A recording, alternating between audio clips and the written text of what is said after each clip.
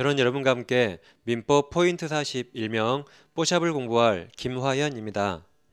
웬 이름이 뽀샵이냐고요? 네, 뽀샵이란 포인트 40 앞 글자를 따서 만든 말이고 여러분의 안 예쁜 민법 전수를 뽀샵으로 예쁘게 해드린다는 의미입니다. 어때요? 벌써부터 기대되시죠? 자, 그럼 본 강좌를 가볍게 설명드리겠습니다. 자, 본 강좌는 해마다 시험에 자주 출제되는 40개 주제 일정에서 그 주제에 따른 중요한 법조문, 대법원 판례, 그리고 판례를 기초로 한 드라마와 같은 사례 위주로 진행됩니다. 자, 여러분, 본 강좌는 그리고 총 20강으로 진행되는데요. 여러분들 기본서가 매우 두껍고 양이 방대하죠. 그런데 이 두껍고 방대한 양을 확 줄여서 아주 날씬하고 슬림하게 민법을 정리했습니다. 그리고 여러분들 지금까지 아주 어렵고 난해하게 민법을 공부하셨다면 본 강좌의 특징은 어렵고 난해한 민법을 아주 쉽고 명쾌하고 깔끔하게 정리해드린 것이 특징입니다. 자, 여러분 흔히 강의를 적중률로 평가들 하시죠. 이 포인트 40, 뽀샵을 A4 용지로 출력하시면 90페이지밖에 안 됩니다. 그런데 이 90페이지에서 해마다 시험에 정답 지문만 25개 이상 적중해서요. 지난 제25회 시험에서도 정답 지문 25개를 포함해서 총 무려 106개 지문을 적중했습니다. 어때요? 이 정도면 대박이죠? 제가 그런 사람이에요.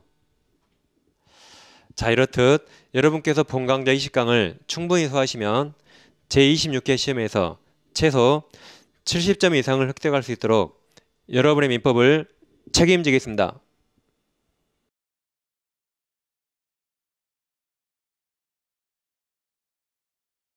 자, 그럼 뽀샵을 함께 공부해 보실까요? 먼저 첫 번째 주제는 핵심 포인트 1번 반사회적 법률행위입니다. 그 전에 먼저 모유와 취소를 가볍게 검토하겠습니다. 자, 법률행위가 성립한 것을 전제로 효력 요건을 갖춰야 되죠. 근데 효력 요건을 개란 경우 무효 사유와 취소 사유로 나누죠. 자, 실판에서 간단히 검토하겠습니다. 어떤 행위가 무효이라면 처음부터 아무 효력 없습니다. 따라서 이행 전이라면 이행할 필요 없겠죠. 그리고 상대방은 나에게 이행 청구를 줬습니다. 근데 무효인지 모르고 이행한 경우 이때는 서로 주고받아야겠죠. 따라서 부당이득 반환 청구할 수 있죠. 단 여기서 여러 가지 무효 원인 중에 무효 원인이 사회질서 위반인 경우, 즉 103조나 104조에 해당되는 무효인 경우 이때는 이행했더라도 반환 청구할 수 없는 게 특징이죠. 이것을 약간 어려운 말로 불법 원인 급여라 부르죠.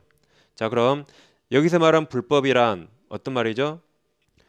강행규정 위반입니까? 그게 아니죠. 여기서 말한 불법은 여기 써 있죠? 사회질서 위반을 의미합니다. 그 다음 효력 요건을 개란 경우 어떤 행위가 취소할 수 있다. 일단 효력을 발생합니다. 단 취소권자에게 취소권이 부여되는 거죠. 따라서 취소권자가 선택합니다.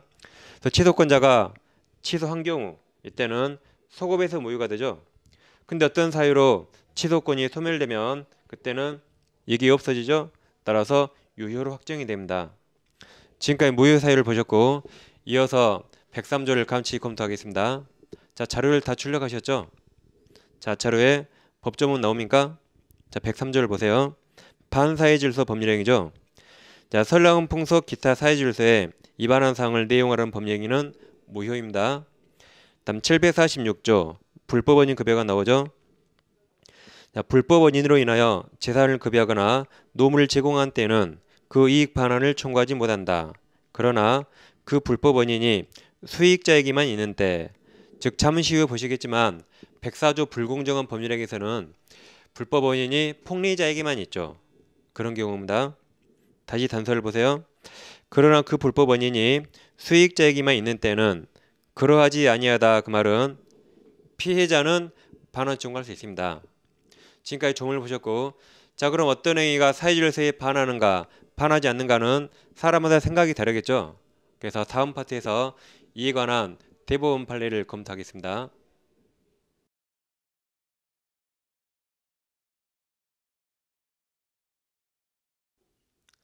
자, 이어서 103조에 관한 대법원 판례를 살펴보겠습니다. 자, 자료를 같이 보세요. 자, 자료에서 먼저 동그라미 1, 2, 3, 4 있죠. 1건 7, 8을 먼저 보시겠습니다. 자, 이 1, 2, 3, 4 네 가지가 시험에 나오면 우리를 많이 괴롭히고 이제 시간을 많이 잡아먹습니다. 근데 이거 간단히 하시면 돼요. 자, 일단 보시면 강박이나 강제 같은 말이죠. 다 공포심을 느낀 겁니다. 그럼 강박 이런 말 나오면 사유질서 위반은 아닙니다. 외포도 같은 말이죠. 다 사유질서 위반 아니다. 그 다음 강제 집행을 면할 목적 이런 말 나오면 뒤에 보통 두 가지가 따라 나옵니다. 보통 뒤에 명의신탁이나 허위표시 이런 거 나와도 강제 집행 면할 목적 나오면 사유질서 위반은 아닙니다. 그 다음은 조세피 목적, 뭐 양도세, 증여세 이런 거 나와도 103조 위반은 아니다. 그래서 이것들을 앞글자 따서 강강조 이렇게 외우세요. 예, 강강조 나오면 사유질서 위반이 아닙니다. 자, 한번 확인해 볼까요? 자, 자료 보세요. 1번 단지 법률행위 성립 과정에서 강박 나왔죠? 동그라미 쳐주시고 제일 끝에 반사회 질서 법률행위로서 무효라고 할 수 없다고 그랬죠? 자, 2번이 약간 기네요. 보세요. 국가기관이 헌법상 보장된 국민의 기본권을 침해하는 위헌적인 공권력 행사한 결과 국민이 그 공권력 행사에 그 다음 외포 나왔죠? 외포 동그라미. 그럼 제일 끝에도 사회적 위반이 아니라 그랬습니다. 다음 3번은 앞부분에 강제집행 면할 목적 나왔죠? 그럼 이것도 사회적 위반이 아니다. 뭐 중간에 읽을 필요가 없습니다. 4번도 양도소득세 조세가 나왔네요. 그럼 이것도 중간에 볼 필요 없이 사유질 위반이 아닙니다. 그래서 강강조 외우시면 돼요. 간단히 해결할 수 있죠. 그 다음 이어서 5번을 보겠습니다. 자, 소송사건에서 일방 당사자를 이유하여 그 다음 증언 동그라미 증언.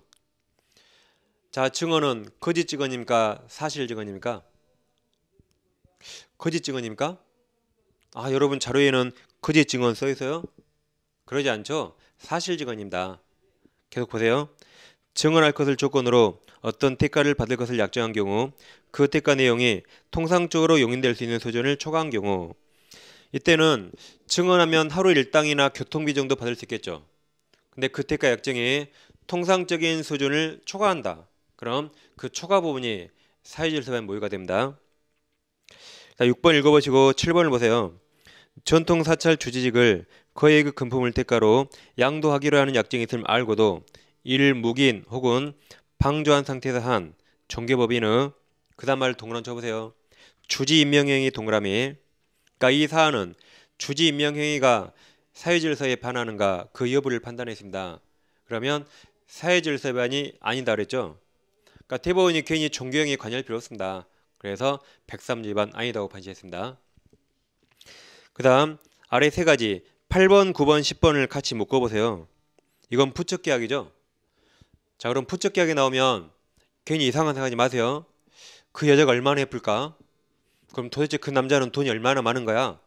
그런 생각하지 마시고 부적관계를 맺을 때 한 약정은 다 무효입니다. 사회질서 위반. 근데 첫 관계를 끝내고 적법으로 돌아오죠. 그때 한 약정은 다 유효. 따라서 첫 관계를 시작하는가 끝내는가 이것만 보시면 돼요. 자, 8번을 보세요. 부적계약은 그 다음 말이 중요하죠. 가로 쳐보세요. 처우 동의가 있더라도 가로. 그럼 처우 동의가 있든 없든 첫 계약을 시작하죠. 그럼 다 무효입니다. 그 다음 9번 앞부분에 동그라미 쳐보세요. 부적관계를 단절 동그라미. 그럼 첫 관계를 끝내죠. 이렇게 부적관계를 단절하면서 한 금전 지급 약정 이것들은 무효가 아닙니다. 다음 10번도 내용이 아주 길죠. 간단합니다. 앞부분 동그라미 쳐보세요. 부정행위를 용서 동그라미. 자, 그럼 부정행위 용서 첫 관계를 시작합니까? 끝내는 겁니까? 부정행위 용서 첫 관계를 시작합니까? 아, 여러분들은 바람 빌 때 먼저 용서를 구해요. 여보 미안해 한 번만 용서해줘 라고 합니까? 그게 아니죠. 이제 들킨 거죠. 그래서 용서받는 겁니다. 그럼 첫 관계를 끝내는 거죠. 그럼 보나마나 사유질 위반이 아닌다. 중간에 볼 필요가 없어요. 그 다음 11번 도박 채권 채무는 무효죠. 그 다음 12번도 도박에 관한 거죠. 내용이 약간 깁니다. 먼저 칠판을 같이 보시겠습니다. 자, 우리 갑에 대한 도박 채권자입니다. 근데 갑이 돈이 없어서 이 부동산 매도한 대금으로 이 도박 채무에 변제하기로 약정했죠. 그래서 갑이 자신의 채권자 을에게 부동산 매도할 대리권을 수여해서 채권자 을이 그 부동산을 매매했죠. 자, 그럼 이런 일련의 행위 중에서 자, 갑은 을과 도박 채권 관계가 있든 없든 그냥 매도할 대리권 수여할 수가 있죠. 그래서 이 사례는 도박과 관계된 부분과 도박과 관계없는 부분 약분하면 되겠습니다. 따라서 이 도박 채권은 무효죠. 그 다음 도박 채무의 변제 충당 약정 무효입니다. 그러니까 파란색은 다 도박과 관계있죠. 근데 노란색 부분 대리권 수여라든가 이런 대리행위 이건 도박과 관계가 없죠. 그래서 이 부분은 무효가 아닙니다. 그래서 자 자료를 보시면 자 자료에 제가 친절하게 밑줄 읽어놨죠. 자 첫 번째 밑줄 봐보세요. 도박 채무 부당행위 및 급변제 약정 이건 무효입니다. 그 다음 밑줄 대리권을 도박 채권자에게 수여해야 한 행위 그러니까 수권행위는 도박 관계없죠. 무효가 아니고 그 아래 위 부동산을 매수한 행위 도박 관계없죠. 이건 무효가 아닙니다. 그래서 양보하시면 되겠어요. 그 다음 14번 판례 이것도 실판을 잠시 보실까요? 자, 갑회사에 을 직원이 있습니다. 근데 이 을이 회사 비용, 회사 경비로 해외 유학 가서 MBA를 취득해 왔죠. 이걸 취득해 오니까 다른 회사들에서 거액 연봉을 제시하면서 스카우트 제의가 들어왔어요. 그럼 을은 다른 회사 가고 싶겠죠. 그런데 을 발목을 잡는 게 있었습니다. 자, 을은 갑 회사 돈으로 갔다 왔죠. 따라서 이 회사의 사견의 약정에 회사 돈으로 유학 갔다 오면 자기 회사를 위해서 일정 기간 근무해야 한다는 사견의 약정이 있었습니다. 그래서 을이 이 사견의 약정이 내 개인 자유를 심하게 침해하기 때문에 이게 무효 아닌가라고 소를 제기했습니다. 근데 이건 무효가 아니죠. 자, 을은 당연히 회사 돈으로 갔으니까 회사를 위해서 일정 기간 일해야겠죠. 반면 을이 다른 회사 가고 싶어요. 그럼 어떻게 하면 되죠? 그렇죠. 이 돈 편지하고 가면 되는 겁니다. 따라서 사회적 세반이 아니라고 판시했습니다. 그 다음 다시 14번으로 오세요. 자, 14번 보겠습니다. 사찰의 존립과 존재 의의를 상실케 하는 증여행위. 자, 이 행위는 우리 국가는 전통 사찰을 보호할 의무도 있죠. 따라서 이렇게 존재 자체를 상실케 한다. 이런 증여는 사회질서 위반 무효라고 판시했습니다. 그 다음 15번은 동기불법이 나오죠. 자, 여기서 칠판을 보겠습니다. 자, 갑이 도박을 목적으로 친구 을에게 돈을 빌렸습니다. 그럼 이 법률행위 소비대차 자체는 불법 요소가 없지만 이걸 하게 된 동기가 불법이죠. 그러더라도 이 소비대차 유효입니다. 왜냐하면 을은 이 목적을 알 수가 없죠. 좋은 의도로 돈 빌려줬죠. 따라서 원칙이 유효이기 때문에 갑은 돈 변제해야 돼요. 그럼 어떨 때 이게 무효가 되죠? 그렇죠. 갑이 도박 목적을 표시했거나 또는 갑이 표시하지 않았더라도 을에게 그 목적이 알려진 경우 그럼 이때 을은 돈을 빌려주면 안 되겠죠. 근데 속없는 을이 이번에 꼭 많이 따야 돼 라고 빌려줬습니다. 그때는 103조 위반 무효가 됩니다. 그래서 정리하시면 동기불법 원칙 유효입니다.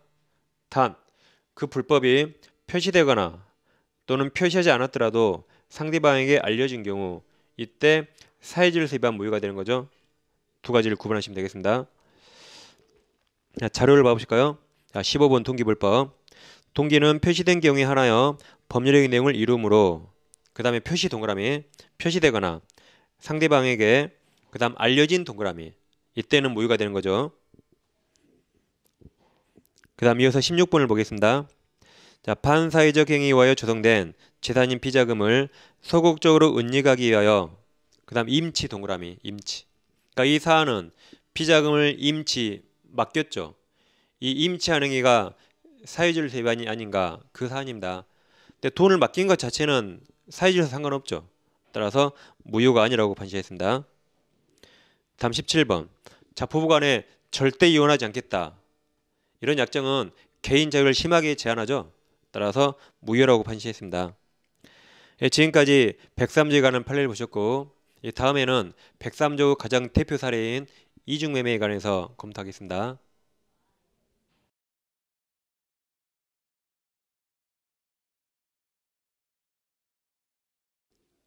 자, 이제 이중매매 사안을 보겠습니다. 자, 이건 칠판으로 먼저 간단히 정리하겠습니다. 자, 칠판 보시면 이중매매는 제2매수인의 선악 불문하고 유효가 됩니다. 단 제2매수인이 제2매매행위에 적극 가담한 경우 이때는 사유지를 수입한 무효가 되죠. 이때 적극 가담이란 1매매 사실을 안 것만으로 부족하죠. 그 사실 알고도 적극적으로 요청했거나 유도했어야지 적극 가담에 해당해서 무효가 됩니다. 그럼 이 결론을 외우시면 되고, 일단 이 결론은 이 두 가지 법리에 똑같습니다. 나중에 공부하시겠지만 시효완성, 명의신탁 이 경우도 악의유도 유효가 되어 단 적극 가담 시 103조 위반 무효가 됩니다. 그러니까 공부했으니까 나중에 또 모른 척 하시면 안 돼요. 자, 그럼 이 결론은 아주 간단합니다. 기억하기 좋아요. 글자가 다 네 글자씩입니다. 이직매매, 시효완성, 명의신탁 다 네 글자죠. 그 다음에 선악불문, 적극가담 다 네 글자입니다. 따라서 네 글자끼리 효과가 똑같다 라고 정리하시면 되겠습니다. 자, 그럼 이직매매는 원칙 유효인 경우와 무효인 경우 두 가지를 나눠서 보겠습니다. 먼저 칙무효인 경우, 자, 갑이 자신 소유 부동산을 을에게 매매하고 을에게 매매대금 일부는 받았는데 등기는 이전하지 않았습니다. 그 상태에서 갑이 병에게 이 매매하고 병에게 등기를 넘겼죠. 그럼 병은 설사 이 일 매매 사실을 알았더라도 병을 사회적으로 비난할 수 없습니다. 따라서 병은 선이 악이더라도 유효하게 소유권을 취득합니다. 그래서 을은 갑에게 손해배상 한번 청구할 수 있을 뿐이겠죠. 이렇게 해결할 사안입니다. 그 다음 무효를 보겠습니다. 마찬가지로 갑이 자신 소유 부동산을 을에게 매매하고 등기를 하지 않았죠. 근데 매매대금 일부를 받았습니다. 근데 그 상태에서 갑이 병에게 제2매매를 했죠. 근데 이 경우는 제2매수인이 제2매매행위에 적극 가담해서요. 이 경우는 사유지를 세입한 무효가 되는 거죠. 따라서 매매 무효, 등기 무효 이렇게 됩니다. 자, 그럼 이 등기 무효라면 말소 청구하겠죠. 자, 병인 등기가 무효라면 갑이 소유자입니다. 그럼 갑이 병 등기 말소 청구할 수 있을 것인가? 이때 할 수 없죠. 왜냐하면 갑이 병에게 넘긴 이 등기, 이건 103조 위반이라 불법 원인 급여가 됩니다. 따라서 매도인은 병 등기 말소 청구할 수 없습니다. 그럼에도 우리 대법원은 제1매수인은 이 매도인을 대의해서 제2매수인 등기를 말소 청구할 수 있다라고 판시하고 있죠. 그러니까 논리가 맞지 않죠. 그래서 시험에 잘 나옵니다. 그래서 제2매수인 등기 말소는 딱 하나입니다. 매도인을 대의해서 말소한다. 그러니까 이런 거 안 돼요. 자, 제1매수인은 이 매매 행위를 채권자 취소할 수 없습니다. 왜냐하면 채권자 취소권은 금전채권에 하나 형되는데 을은 갑에게 금전채권을 가지고 있는 게 아니죠. 따라서 채권자 취소권 행사할 수 없다. 그 다음, 그럼 을은 병에게 직접 등기 말소 청구할 수 있는가? 이것도 할 수 없죠. 왜냐하면 을은 소유자도 아니고 을과 병 간에 무슨 계약관계가 있는 것도 아니죠. 따라서 이 매수인 등기 말소 방법은 딱 하나입니다. 매도인을 대위해서 말소할 수 있다. 자, 그 다음 이번에는 우리 대위 말소하기 전에 병이 정에게 매도하고 등기를 넘겼습니다. 그럼 정은 당연히 앞사실을 몰라겠죠. 그래서 정이 앞사실을 모르고 과실 없다. 그러더라도 여전히 무효죠. 왜냐하면 사유지를 세입한 무효는 절대적 무효입니다. 따라서 그 사실을 알았든 몰랐든 무조건 무효가 되는 거죠. 이런 식으로 두 사례를 정리하시면 되겠습니다. 자, 지금까지 이중매매를 보셨죠? 다음에 이어서 이 사유지를 세입한 효과에 대해서 공부하겠습니다.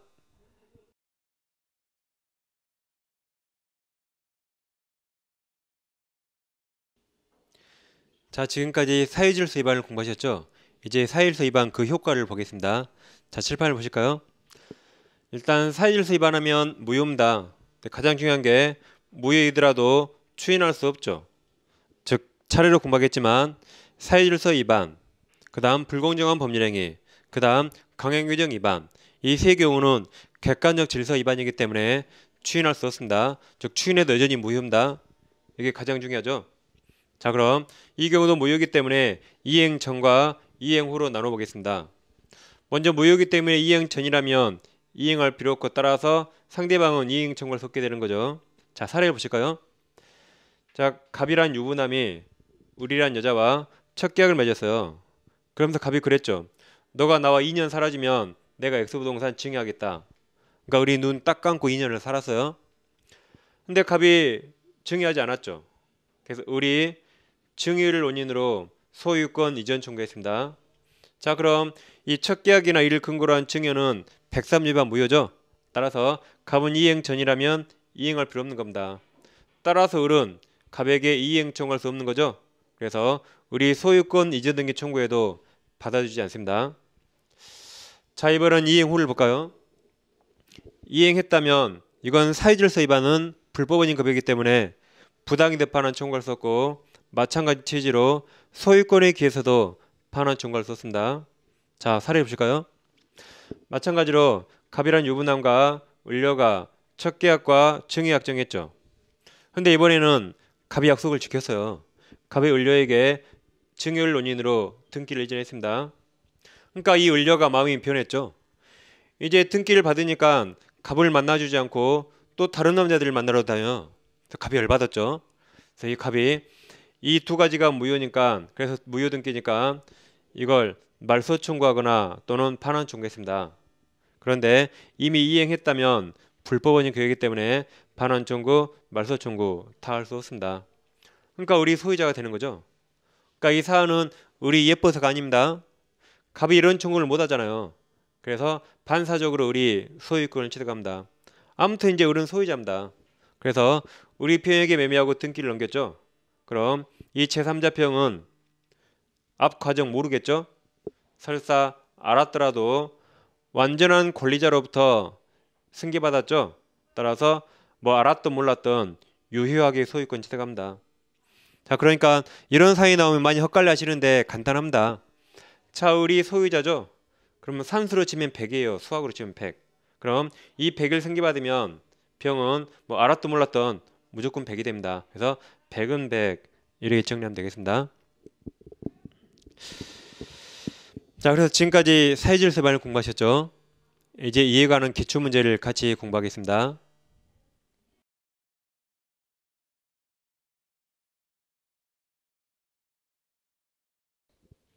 자, 103조에 관한 기출문제를 공부하시겠습니다.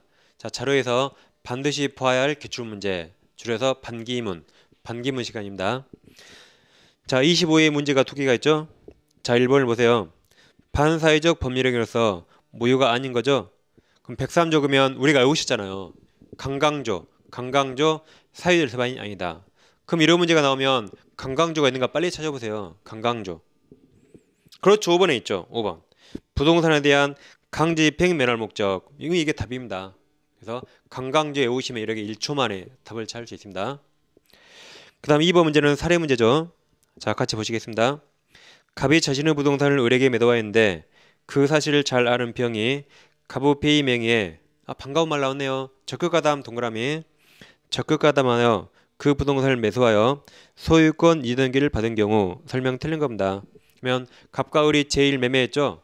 그런데 병 제2 매수인이 적극가담해서 사유질서 위반 무효가 됩니다. 자, 지문을 보세요. 1번. 갑병 사이 매매계약 무효이죠.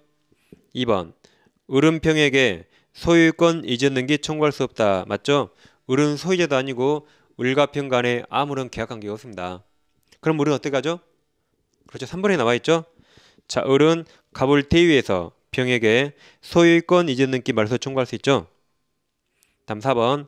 병 등기 무효죠. 자, 병으로부터 그 부동산 전득한 정. 그럼 정 너도 무효죠. 절대적 무효잖아요. 그래서 정이 선이면 소유권 취득한다. 틀렸습니다. 정이 선이 무과시이더라도 소유권 취득할 수 없습니다. 그 다음 5번.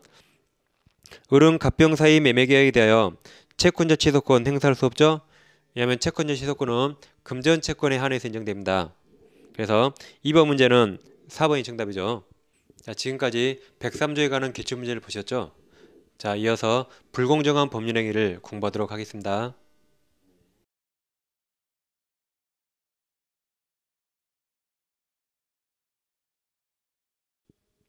자, 이어서 핵심 포인트 2번이죠. 불공정한 법률행위를 공부하겠습니다.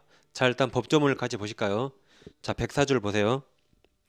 자, 당사자의 궁박, 경솔 또는 무경험으로 인하여 현저하게 공정을 잃은 법률행위는 무효로 한다. 이게 폭리행위죠. 자, 이 폭리행위는 7, 8을 통해서 가볍게 정리하겠습니다. 자, 7, 8 보세요. 일단 제목을 잘 보세요. 불공정한 법률행위. 제목을 잘 보시면 정답이 눈에 쏙쏙 들어옵니다. 먼저 불공정 이 말 때문에 증여나 기부와 같은 무상행위는 불공정 여부를 논할 수 없겠죠. 따라서 이 무상행위는 백사조가 적용될 여지가 없습니다. 그 다음 이 백사조는 불공정한 법률행위에 적용되죠. 경매는 법률행위가 아니죠. 따라서 경매의 경우에도 백사조가 적용될 여지가 없습니다. 그 다음 전 파트에서 하셨듯이 반사회적 법률행위, 불공정한 법률행위, 강행규정 위반 이 세 가지는 객관적 질서반이죠. 따라서 추인에도 유효로 되지 않습니다. 그래서 추인 X. 단 최근 대법원 판례가 무효행위 전환을 인정했죠. 그래서 백사조는 추인 X 전환 O 이렇게 일단 기억하시면 되겠습니다. 자, 그럼 먼저 불공정한 법률행위가 돼서 무효가 되기 위한 요건입니다. 먼저 양 급부 간의 현저한 불균형이 있어야 돼요. 그 다음 피해자와 폭리자가 나오죠. 자, 피해자는 궁박, 경솔, 무경험 셋 중에 하나면 족하죠. 셋 다 갖추기 힘들겠죠. 셋 중에 하나 있으면 되고 이 중에 궁박이란 경제적이든 뭐 정신적, 심리적 다 포함됩니다. 그 다음 무경험이란 거래 일반의 지식 결여를 의미하는 거죠. 어떤 특정 영역의 지식 부결을 말한 게 아닙니다. 따라서 어떤 사람이 부동산 거래는 처음입니다. 근데 그 사람이 주식이나 선물 거래를 많이 봐서요. 그 사람이 무경험이겠습니까? 아니죠. 그 사람은 주식 거래를 많이 해봤기 때문에 거래 일반에 관해서 지식계라고 할 수가 없죠. 따라서 이런 경우는 무경험이 아닙니다. 그 다음 이 세 가지를 판단함에 있어서 자, 대리행위 경우 대리행위는 대리행위 당시 대리인이 있었죠. 따라서 대리행위 하자는 원칙 대리인을 기준으로 판단합니다. 따라서 경솔이란 무경험 여부는 다 대리인 기준입니다. 근데 딱 한 가지 궁박 상태에 있는가는 본인이 공공했는가 그걸 봐야겠죠. 따라서 둘 다 비읍이죠. 궁박만 본인 기준입니다. 나머지는 다 대리인 기준. 그 다음 마지막으로 백사조가 성립하려면 이 나쁜 놈이죠. 폭리자는 피해자 이러한 사실을 알고 이용하려는 의사, 즉 폭리 의사 또는 폭리 악의가 있어야 됩니다. 그래서 세 가지 요건 인정되면 백사조 위반 무효가 되는 거죠. 자, 그 다음 불공정한 법률행위 판단 시기를 보겠습니다. 뭐든지 행위 당시죠. 법률행위 실 기준으로 판단한다. 그 다음 누가 입증할 것인가. 자, 뭐든지 주장자가 입증하죠. 그럼 이 백사조에서 피해자와 폭리자 누가 무효를 주장하죠? 설마 폭리자가 하지 않겠죠? 피해자가 무효를 주장할 겁니다. 따라서 피해자가 왼쪽에 있는 세 가지 모든 요건을 모두 입증해야 돼요. 그 말은 추정받은 게 없죠. 만약 법에서 어떤 사실이 추정된다면 입증할 책임이 없을 겁니다. 그런데 추정받는 게 없으니까 피해자가 모든 요건을 다 입증한다. 따라서 자, 이쪽으로 와보세요. 급부와 반대급부가 현저한 공정을 이뤘다 해서 뭐 궁박, 경솔 이런 거 추정되지 않습니다. 피해자가 이 세 가지를 다 입증해야 돼요. 그 다음 이제 마지막으로 불공정한 법률행위의 효과를 보겠습니다. 이것도 무효이기 때문에 이행 전에는 이행할 필요 없습니다. 근데 이행한 후, 자, 이행 후는 103조와 다르죠. 자, 103조 대표적 사례 첩계약. 첩계약은 남자 여자 둘 다 나쁘죠. 둘 다 나쁜 놈입니다. 근데 104조는 그러지 않아요. 자, 피해자는 보호해야 되고 이 폭리자가 나쁜 놈이죠. 따라서 이자들이 이행한 후라면 피해자는 불법 원인이었기 때문에 피해자는 자기가 이행한 것을 반환 청구할 수 있습니다. 타인은 나쁜 놈이잖아요. 불법 원인이 있죠. 그래서 이자는 이행한 것 반환 청구할 수 없다. 그래서 두 가지를 구분하시면 되겠습니다. 그 다음 104조 무효도 절대적 무효이기 때문에 선의 산자 보호 규정 없고 처음에 정리했듯이 무효행위 추인 될 수 없지만 전환은 인정된다. 그래서 추인 X 전환 O 기억하시면 되겠습니다. 이걸 토대로 자료를 읽어보시고 이어서 이에 관한 기출문제를 같이 공부하겠습니다.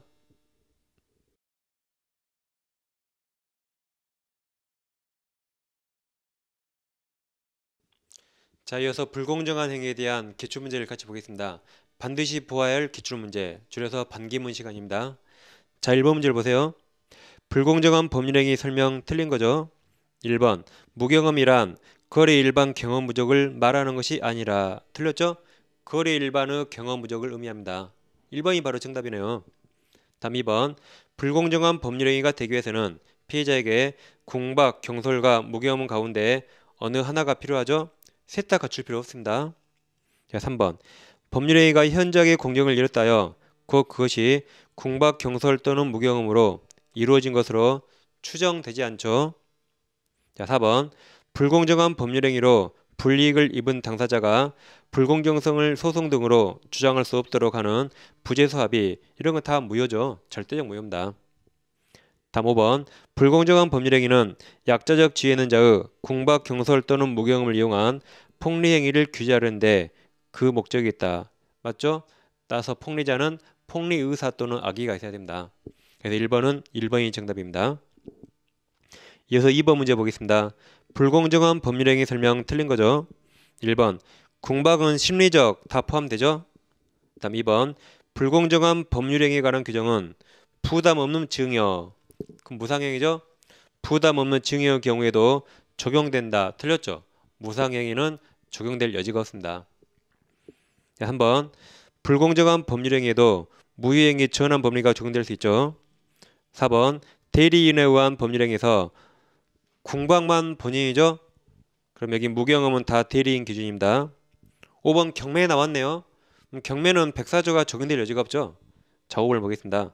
경매 절차에서 매각 대금이 시가보다 현재히 저렴하더라도 불공정한 법률행위를 이유로 그 무효를 주장할 수 없다. 그래서 자, 2번 문제는 2번이 정답입니다.